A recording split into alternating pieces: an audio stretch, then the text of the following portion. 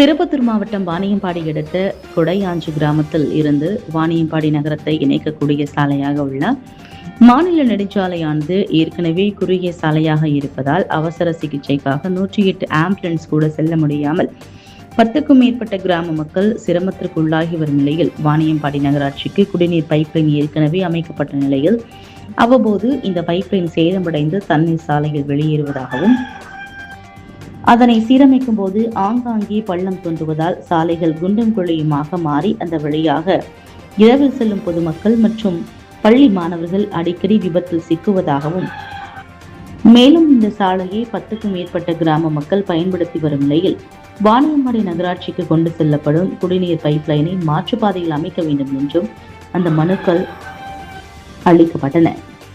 இதைத் தொடர்ந்து இது குறித்து உரிய ஆய்வு செய்து மாற்று நடவடிக்கை எடுப்பதாக மாவட்ட ஆட்சியர் தெரிவித்த பின்னர் கிராம மக்கள் மற்றும் விவசாயிகள் அங்கிருந்து கலைந்து சென்றனர்.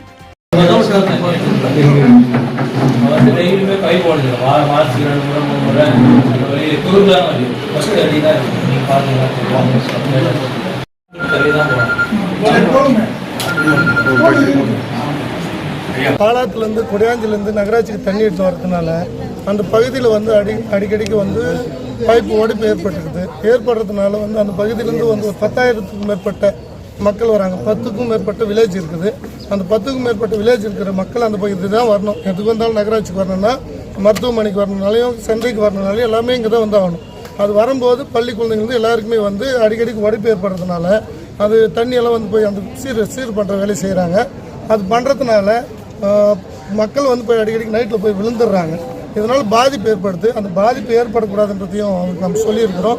வந்து இந்த புதுசாக இப்போ போடுற பைப் வந்து கண்டிப்பாக வந்து பாலாத்து ஓரத்தில் ஏன்னா வந்து காவேரி கூட்டு நீர் வந்து எப்படின்னு பண்ணிக்கிறாங்கன்னா ஆம்பூர்லேருந்து வேலூர் வரையும் வந்து ஆற்றுல தான் போய் பைப் போட்டுக்கிறாங்க. அந்த மாதிரி பைப்பை வந்து அமைச்சு கொடுங்கன்ற ஒரு கோரிக்கை நம்ம சொல்லியிருக்கிறோம். ஏன்னா இந்த வேலையை அவங்க செஞ்சு கொடுத்தாங்கன்னா என்றைக்குமே அந்த பகுதியிலிருந்து வரக்கூடிய அந்த 10 ஊராட்சிக்கும் சரி அந்த 10,000 பேர் மக்களுக்கும் சரி பாதிப்பில்லாத இருக்குன்றதும். இன்னொன்று அந்த பகுதியில் வந்து பஸ்ஸுங்க போகிறது பெரிய பஸ்ஸுங்க போக முடியல, குட்டி பஸ் தான் விடுறாங்க. 10 வில்லேஜ் இருக்குது, பெரிய பஸ் ஒன்று கூட போக முடியறதில்ல. அதனால பஸ்ஸுங்களை விட சொல்லியும் அந்த கோரிக்கை சொல்லியிருக்கிறோம். ரோடு வந்து அகலப்படுத்துறதுக்கும் நம்ம சொல்லியிருக்கிறோம். மாவட்ட ஆட்சியர் இப்போ என்ன சொல்லியிருக்காருன்னா அந்த இடத்துங்களை ஆய்வு பண்ண சொல்லி அதிகாரிக்கு சொல்லியிருக்காரு. ஆய்வு பண்ண பின்னாடி இந்த பைப்பை புதைக்கலாம் அப்படின்றத சொல்லியிருக்கிறாங்க. இந்த பஸ் விடுறதுக்கும் வந்து போயிட்டு சொல்கிறாங்க அப்படின்னு சொல்லியிருக்கிறாங்க. ரோட்டில் ஆக்கிரமிப்பாக அகற்றதாக சொல்லி தகவல் சொல்லியிருக்கிறாங்க. என் பேர் கார்த்திகேயன், பாலாறு பாதுகாப்பு.